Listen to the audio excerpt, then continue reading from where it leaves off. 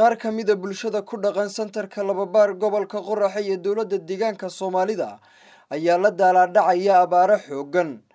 Abaaraha waxaa shacabkan u dheeriyay in biyo la'aani ka soo food saartay deegaanada ay ku sugan yihiin.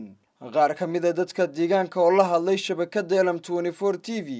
ayaa xukuumadda deegaanka ka codsaday inay soo gaarsiiso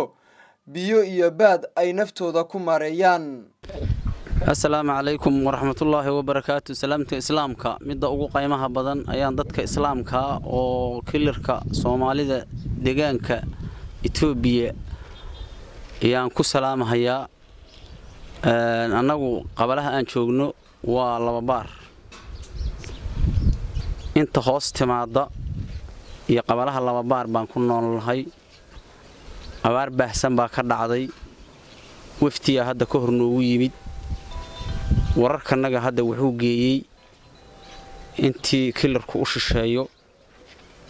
waxba naga soo gaaray wax baahiya nooma aysan daboolin wixii waan sa ku noolayn hadda ka hor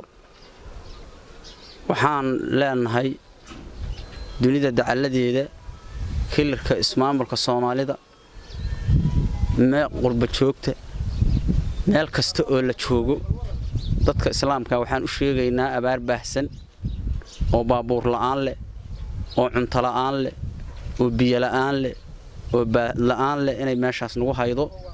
inay dadka islaamka nala haydana waan ognahay laakiinse waxa la yiri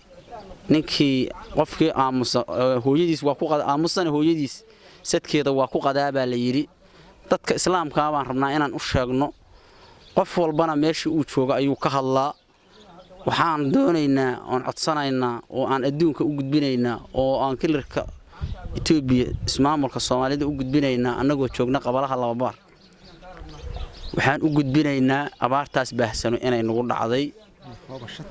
hadeerna inay hoobasho tahay dunyadii inay dhammaan rabto dadkiina uu ku daba jiro ayaan u sheegaynaa biyaha xagga Itoobiya markii la yiraa kilirka markii la yiraa biyihii gudoomiyaha hogaanka nabadgelyada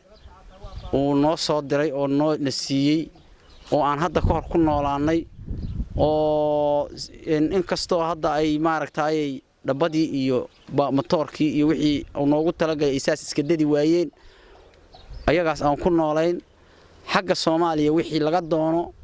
hadii la fiiriyo halka fuusta $5 ay ku timaad haddii la bedelo Itoobiya ahaan loo bedelo 300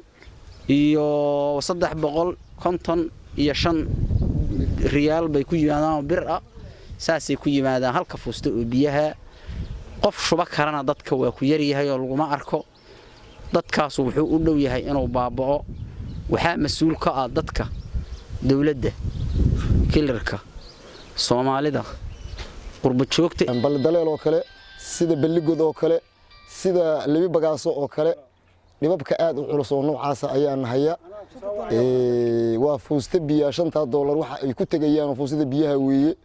dhibaatada inta la eego baaxday ayaa ka dhacday xoolaha mawaashideedii waa sida aan ka hadlay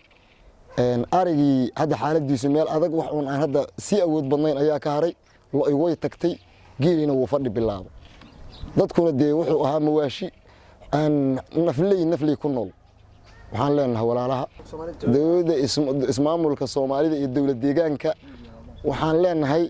abaarta baaxa weyn oo dhibka culus leh inay nagala qayb qaadato inay nagaga gurmato dadka shacabka oo ku hoos nool si adag